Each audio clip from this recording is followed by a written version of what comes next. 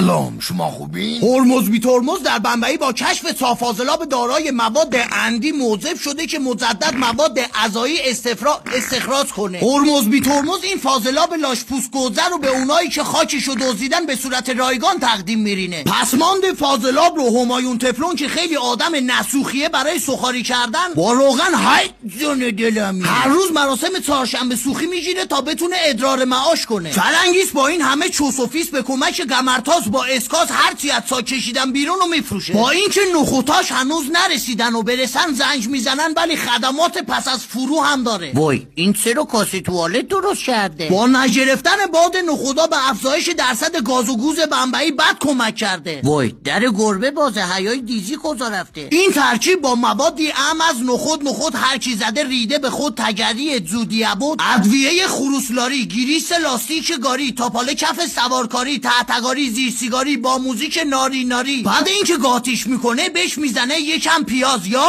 ایوهن نسناس بیاید ازش بخرید. ای بودا براتون نساخه. پس مانده فاضلابم به مهمونای HIV VIP HPV تقدیم میشه که چون سیر نمیشن تو لگن هموم سرو میکنن. اوکی امیدوارم گاشخت سنگالم زود اونجا اختراع بشه که اینا با زانو دیگه غذا نخورن. بقیه گزارشگری رو بعد از مذاکرات تو رباط‌شریم لس آنجلس ضبط میکنیم.